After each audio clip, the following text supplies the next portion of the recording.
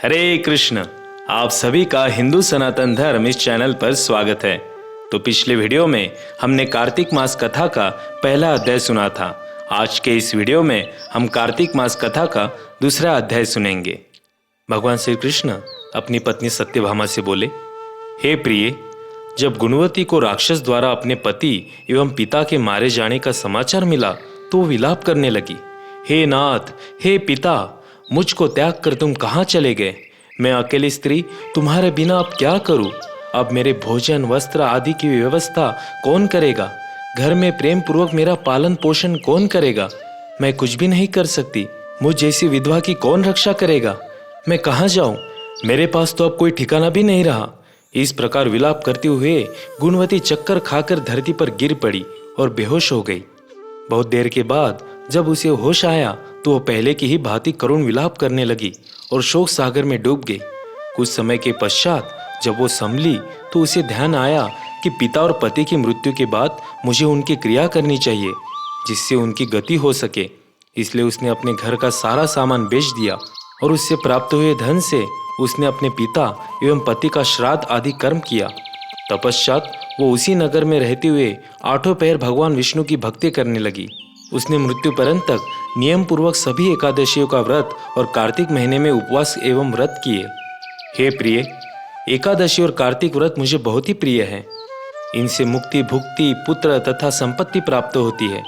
कार्तिक मास में जब तुला राशि पर सूर्य आता है तब ब्रह्म मुहूर्त में उठकर स्नान करने व व्रत और उपवास करने वाले मनुष्य मुझे बहुत ही प्रिय हैं, क्योंकि यदि उन्होंने पाप भी किए हो तो भी स्नान व व्रत के प्रभाव से उन्हें मोक्ष प्राप्त हो जाता है। कार्तिक में स्नान, जागरण, दीपदान तथा तुलसी के पौधे की रक्षा करने वाले मनुष्य साक्षात भगवान विष्णु के समान है। कार्तिक मास में मंदिर में झाड़ू लगाने वाले, स्वस्तिक बनाने वाले तथा भगवान विष्णु की पूजा करने वाले मनुष्य जन्म मरण के चक्कर से छुटकारा पा जाते हैं। यह सुनकर गुणवती भी प्रतिवर्ष श्रद्धापूर्वक कार्तिक का व्रत और भगवान विष्णु की पूजा करने लगी। हे प्रिय, एक बार उसे ज्वर हो गया और वो बहुत कमजोर हो गई। फिर भी वह किसी प्रकार गंगा स्नान के लिए चली गई। गंगा तक वो पहुंच गई, परंतु शीत के कारण वो बुरी तरह से कांप रही थी। इस कारण वो शिथिल हो गई। तब मेरे दूत उसे मेरे धाम में ले आए। तपश्चात ब्रह्मा आदि देवताओं की प्रार्थना पर जब मैंने कृष्ण का अवतार लिया तो मेरे गण भी मेरे साथ इस पृथ्वी पर आए, जो इस समय यादव है। तुम्हारे पिता पूर्व जन्म में देव शर्मा थे तो इस समय सत्राजित है।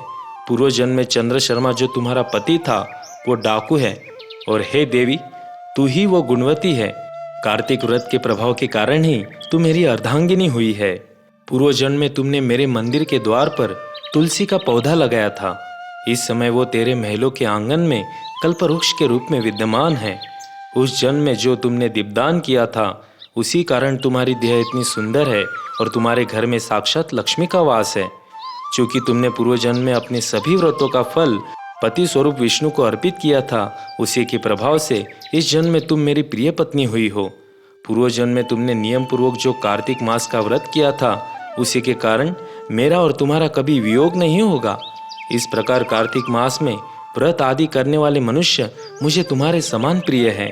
दूसरे जप, तप, यज्ञ, दान आदि करने से प्राप्त फल कार्तिक मास में किए गए व्रत के फल से बहुत थोड़ा होता है, अर्थात कार्तिक मास के व्रतों का 16 भाग भी नहीं होता है।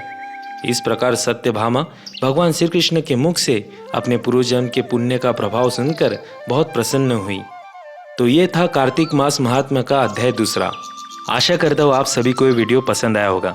अगर आपको वीडियो अच्छा लगा हो तो अपने दोस्त और परिवार के साथ शेयर कीजिए और कार्तिक मास का महात्म्य सभी को बताइए।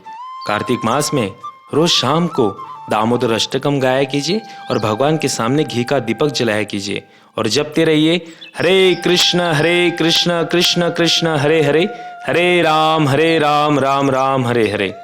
इस तरह की वीडियो देखने के लिए हमारे हिंदू सनातन धर्म इस चैनल को सब्सक्राइब कीजिए। धन्यवाद।